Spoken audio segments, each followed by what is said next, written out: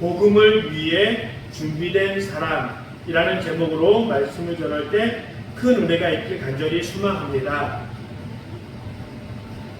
이를 이루기 위해서는 단계가 필요합니다.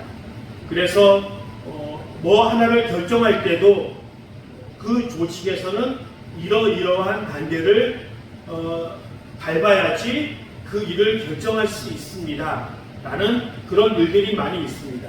또 그런 일들뿐만 아니라 그 일을 함에 있어서 사람들의 생각과 사람들이 경험하고 있는 일들이 바뀌어야지 그 일을 공감하며 그 일을 적극적으로 수용할 수 있는 일들이 있습니다. 과거에는 주일날에는 전혀 돈을 써서는 안 된다. 또 어떤 교회에서는 피아노 외에는 교회에서 악기로 사용할 수 없다라고 하는 그런 부분들이 있었습니다. 그런데 찬양과 경배 또 찬양을 통하여 하나님께 예배하고 그것을 통하여 교회가 부흥하는 교회가 생기다 보니까 이제 거의 대부분의 교회는 찬양과 경배뿐만 아니라 여러 가지 악기를 활용하여서 예배를 듣고 찬양을 함에 있어서 최선을 다하는 모습들이 있습니다. 이렇게 단계 그런 과정들이 지나야지 그것을 받아들일 수 있는 그런 담이 허물 수 있는 일들이 생깁니다. 이렇게 복음을 전하고 복음이 확장되어지며 복음이 이방인들에게도 전파되어지는 것도 이런 단계가 필요했던 것으로 알고 있습니다. 예수께서 승천하시고 오순절 성령 강림 사건을 통하여 교회가 만들어지게 되고 복음이 확장되어지게 됩니다. 사도행전 2장에서는 베드로의 설교를 통하여 또 3장에서는 성전 미문에서 베드로와 요한이 안진뱅이를 일으켜 세워서 온전히 기적을 일으키는 사건을 통하여 예루살렘 교회에 더 많은 사람들이 수천 명이 되는 사람들이 나와 복음을 듣고 회개하고 하나의 교회 구성원으로 만들어지게 됩니다. 그리고 교회 가운데 가난한 사람들이 교회에 오고 또 이방인에서 또 세계 각지에서 오순절을 지키고자 예루살렘으로 왔던 여행객들이 더 이상 돈이 없어서 그들을 돕기 위하여 이제 사람들이 자신의 재산을 내려놓고 사도들이 가난하고 여행객들에게 사용할 수 있는 돈으로 자기의 재산을 내어놓을 정도로 헌신하고 그렇게 하나님 앞에 나오는 사람들이 많아졌습니다. 교회가 부흥되어지고 또 베드로가 감옥에 갇히게 되는 일도 있었지만 율법을 제대로 아는 사람들이 이런 결론을 내립니다.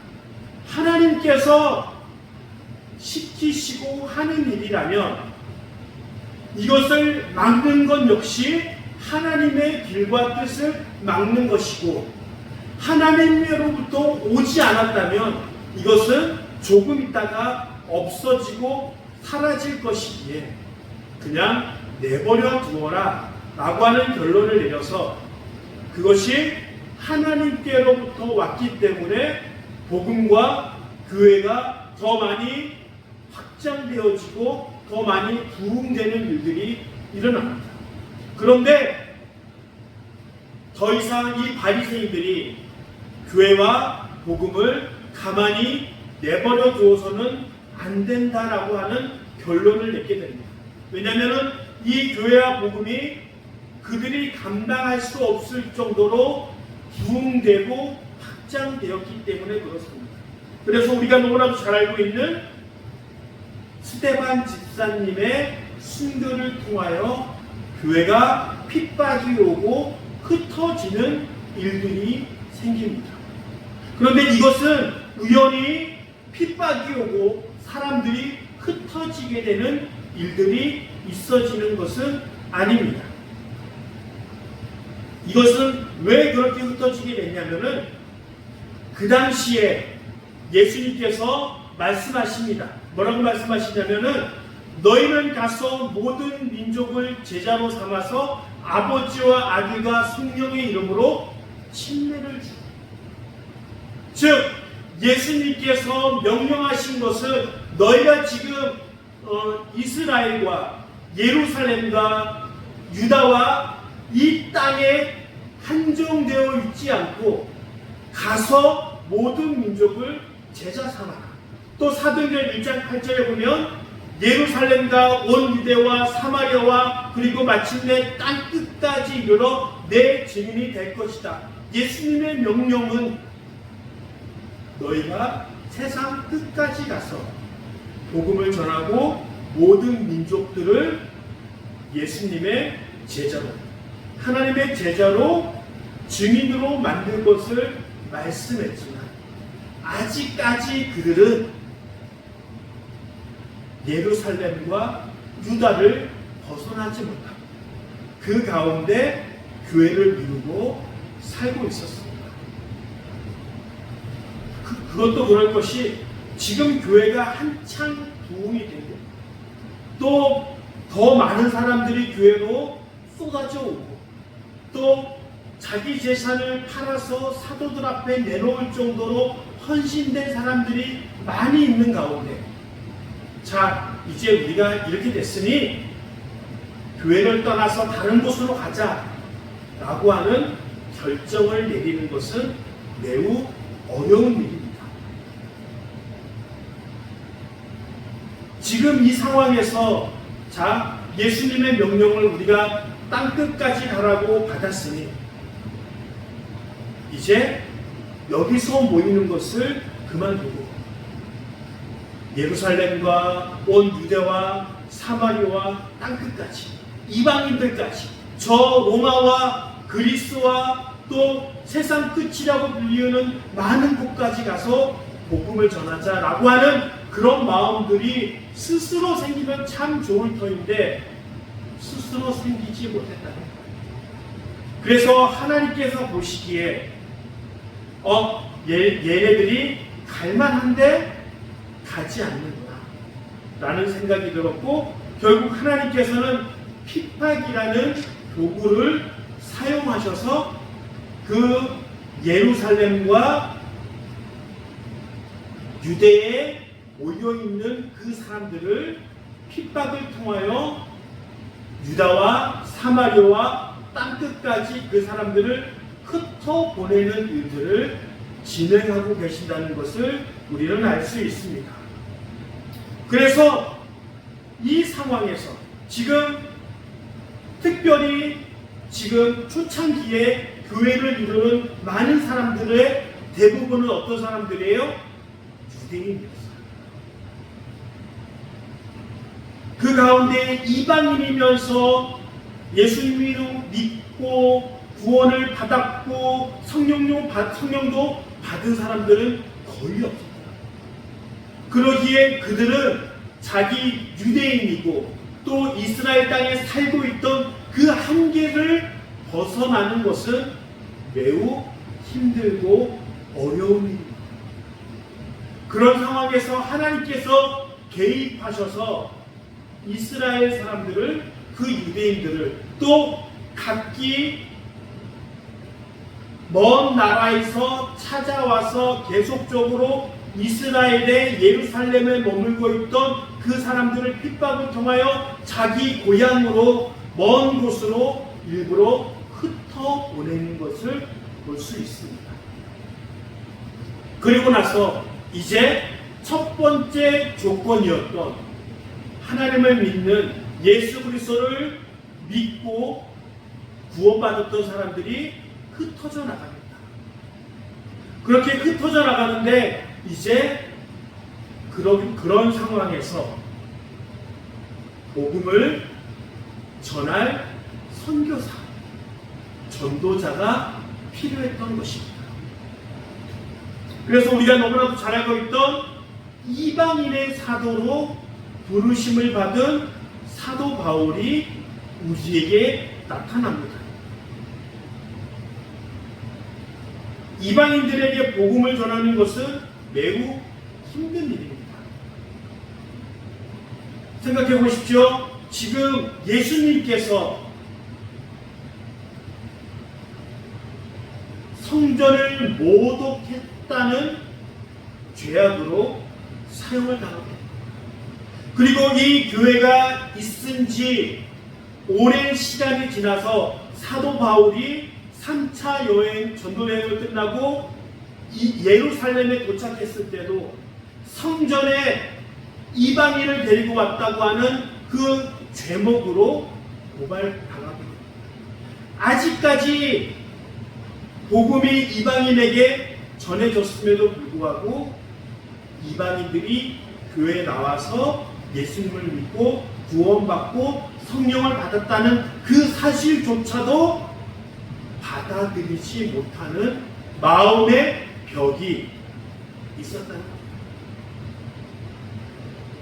그런데 이 사도 바울은 그 이스라엘 사람들에게 유대인으로서 복음을 믿고 구원을 받는 그 사람들에게 이방인들에게 복음을 전할 수 있는 최적의 요건을 갖춘 사람입니다. 아직까지 유대인들은 이방인들에게 복음을 전하며 그들에게 성령이 왔다는 것을 받아들이지 못하는 사람이었어요. 그런데 그것을 잘 설명해주고 잘 이해하고 납득하고 그것을 잘 받아들이기 위해서는 어떤 사람이 필요해요? 율법에, 하나님 말씀에 매우 능통한 사람. 그래서 그것을 율법으로나 말씀으로나 잘 설명해 줄 수 있는 사람. 그래서 바울은 율법을 매우 잘 배운 바리새인에 속한 사람이었어요. 그런데 이 바울은 바리새파 사람이었고 율법에 뛰어난 헌신을 한 사람이었지만 아이러니하게도 그는 로마의 일에 신분을 갖고 있는 사람이었어요. 로마 시민권을 갖고 있는 사람이었어요. 그리고 그는 로마 시민권을 갖고 있었다는 것은 그의 고향이 이스라엘 예루살렘이 아니었고 다른 지역이었다는 겁니다. 그리고 그 지역에서 어렸을 때부터 사용하였던 헬라어, 그리스 말을 능통하게 얘기할 수 있었고 또 그것에서 어렸을 때부터 그리스 로마 철학과 그리스 로마 신학을 알고 있었던 사람이었기에 그 사람들 입장에서 복음을 효과적으로 쉽게 전달할 수 있는 능력을 가진 사람이었다. 즉 율법에 능통했던 유대인들에게는 그 율법에 맞게 그리스도를 설명해주는 사람이었고 또 복음을 알지 못하며 그 헬라 말과 그리스 로마 철학과 신학에 빠져있는 사람들에게는 그 입장에 서서 그들에게 복음을 전할 수 있는 사람이었기에 하나님께서는 그 전도자로서 사도 바울을 그렇게 세우게 되는 일들을 할 수 있었던 것입니다. 자, 그렇다면 이제 이방인들을 위한 전도자로서 바울을 사용하였다. 이제 어떤 사람이 필요할까? 이방인으로서 예수님을 믿고 구원받고 성령 받은 사람이 필요하겠죠. 만약에 우리 교회에 우리 모두가 싫어할 만한 사람이 교회에 온다면 어떤 마음을 가질까요? 흔히 우리가 알기로 죄인이라고 불리며 횡성에서 모든 사람들에게 손가락질 받고 있는 사람들이 우리 교회에 온다면 우리는 그 사람을 기쁘게 받아들일 수 있을까요? 쉽지 않아요. 교회에 오더라도 뭔가 영향력이 있고 좋고 그 사람을 통하여 더 많은 사람들이 교회에 올 수 있는 사람이 우리 교회에 왔으면 좋지 모든 사람으로 손가락질 받고, 아, 저 사람이 저 교회 다니면 나는 그 교회 절대 안 나갈 거야 라고 그렇게 여겨지는 사람이 교회에 온다면 쉽지 않을 거예요. 지금이야 모든 사람들이 이렇게 얘기합니다. 교회에 죄인이나 손가락질 당하는 사람이나 모든 사람들이 교회에 올 수 있습니다라고 얘기하지만, 그 당시에, 예수님 당시에 이방인도 교회에 와야 된다라고 믿는 사람들이 거의 없는 상황에서 어떤 이방인이 와야지 그나마, 저 사람은 그래도 이방인이지만 교회에 오면 그래도 좀 용납해 줄 수 있고 받아줄 수 있다라고 여기는 사람들이 있었어요. 그 사람이 누구라는 거예요? 바로 오늘 읽은 바로 고넬료라는 사람.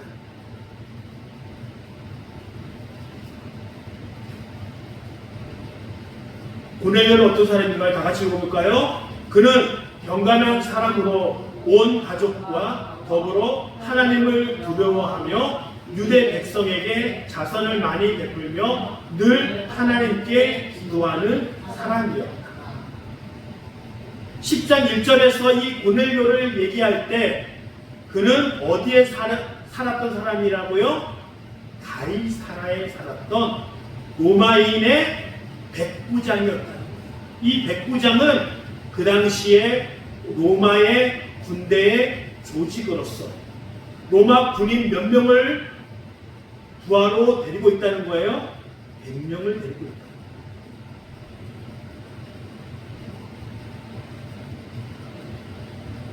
가이사라라고 하는 것은 헤롯이 만든 해안가 성읍 도시,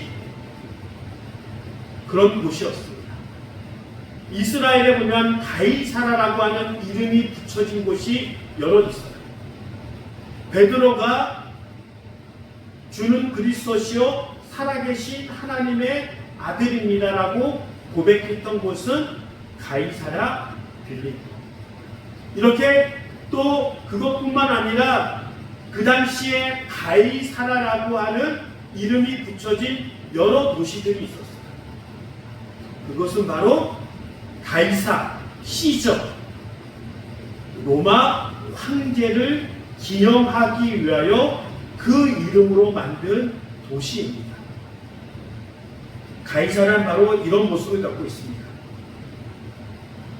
이스라엘은 항구로 만들 수 있는 그런 지역이 매우 드물어요. 이 가이사라는 처음에는 헤롯 대왕이 자신의 휴가지로 별장으로 만든 곳입니다. 그런데 이곳이 헤롯은 사용하지 못하고 누가 사용했냐면 로마 군인들이 자기네들의 군대를 주둔하는 군사적 목적으로 이곳을 사용합니다. 그래서 우리가 잘 알고 있는 예수님을 십자가에 못 박게 만드는 판결을 한 누구요?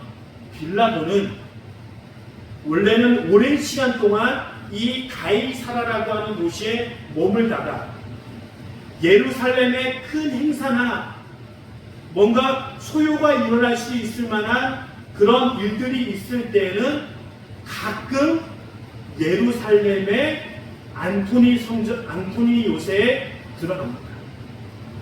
거의 대부분은 가이사라에 머물러 있고 가끔 예루살렘에 방문하는 정도였습니다. 그래서 이 가이사라는 이스라엘을 주둔하고 있는 많은 대표적인 사람들이 모여 있어서 이것을 수비하는 공간이었어요. 이렇게 커다란 야외 노천 극장도 갖고 있었고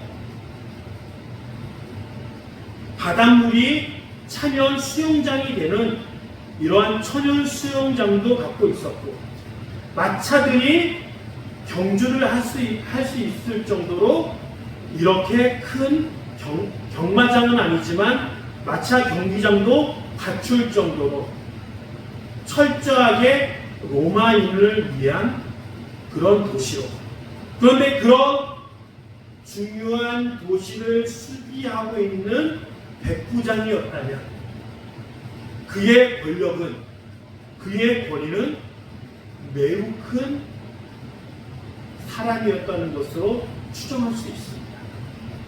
그런데 그런 사람이 자기가 다스리고 있는 사람들을 함부로 대할 수 있고, 그냥 사람 한 명 죽여도 죄가 되지 않을 수 있는 상황에서 자기가 다스리고 있는 그런 사람들을 소중히 여기고 자선하며 돕는 일에 최선을 다하는 사람.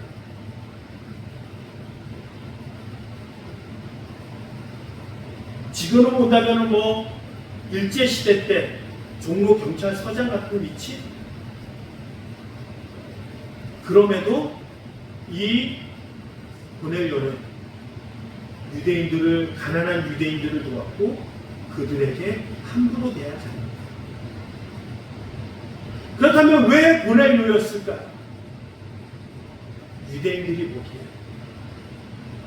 저 사람은 이방인인데 교회 들어오는 거 좀 아닐 것 같아 라고 얘기할 수 있지만, 그래, 고넬료 정도는 이방인이지만 우리 유대인들을 그렇게 위하고 사랑하고 보살펴주며 그 사람 정도는 교회에 들어와도 괜찮지 않을까 라고 하는 생각을 할 수 있었다는 거예요.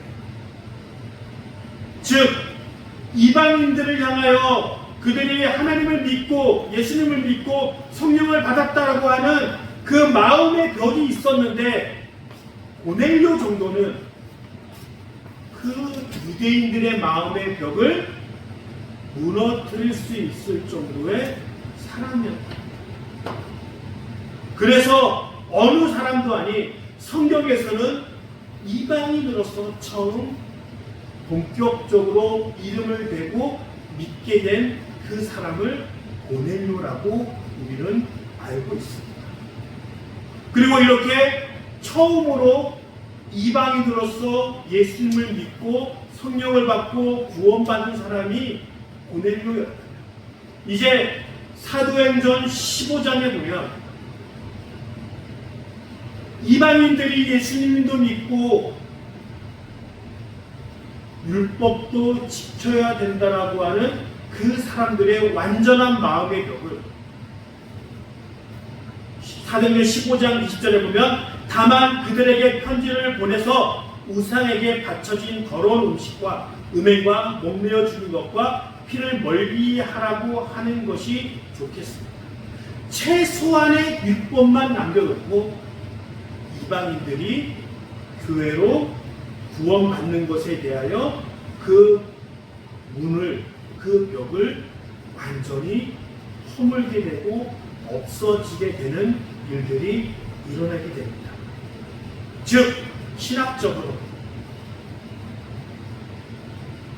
유대인들이 교회에 나와서 구원받는 모든 벽들이 허물어지고 없어지게 되는 일들이 일어납니다. 그래서 민족적으로, 지도적으로, 지리적으로, 민족적으로, 신학적으로 이방인들을 향한 모든 벽들이 무너지고 자유롭게 하나님께 나와 예수를 믿고 구원받을 수 있는 모든 길들이 열리게 됩니다. 어떤 사람들은 지금 핍박을 받아 알 수 없지만 핍박으로 인하여 길을 떠나는 사람들이 존재할 수 있습니다. 그리고 어떤 사람들은 바울처럼 특별한 하나님의 부르심을 받아 복음을 전하기 위하여 준비하고 노력하며 실행하는 사람이 있을 수 있습니다. 아니면 유대인들의 마음의 벽을 허물기 위하여 지금 당장은 믿지 않지만 그 믿음을 받아들이기 위하여 고넬료처럼 하나님께서 이방인으로서 특별하게 준비시켜 놓은 사람들이 존재합니다. 어찌하였든 지금 오늘 성경을 통하여 복음을 전하기 위하여 쌓여왔던 그 많은 문들이, 벽들이 허물어지고 있습니다.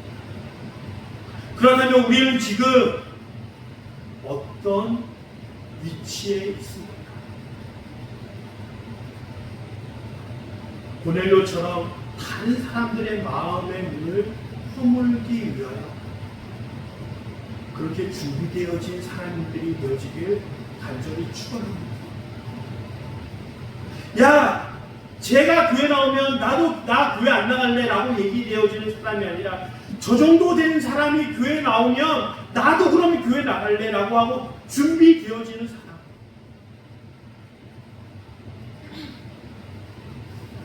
혹시 다른 사람들이 교회에 나오기 위하여 저 사람이 교회 나오는 거 보면 나는 교회 안 나갈래, 이런 많은 일들이 우리 세상에 존재합니다. 그래서 젊은 사람들은 교회를 향하여 교회가 왜 저럴까? 교회가 왜 저렇게 가난한 사람들, 불쌍한 사람들을 돌보지 않고 부자편에서만 서 있느냐라고 손가락질합니다. 내가 교회는 나가지 않겠다라고 단호한 결단들이 많이 일어납니다. 그렇지만 세상에는 그런 사람들만 존재하는 것입니다. 큰 일을 할 수 없지만 내가 존경받으며 인정받으며 섬김과 사랑과 구제를 통해 사람들이 이렇게 쌓여왔던 험난한 강성한 그 마음의 벽을 없앨 수 있는, 무너뜨릴 수 있는 그런 사람으로 고넬료가 유대인들의 마음을 그렇게 무너뜨린 것처럼 우리의 믿음이, 우리의 헌신이, 우리의 섬김과 사랑이 믿지 않는 사람들의 그 마음을 무너뜨릴 수 있는 귀한 믿음, 귀한 헌신이 우리에게 있길 간절히 축원합니다.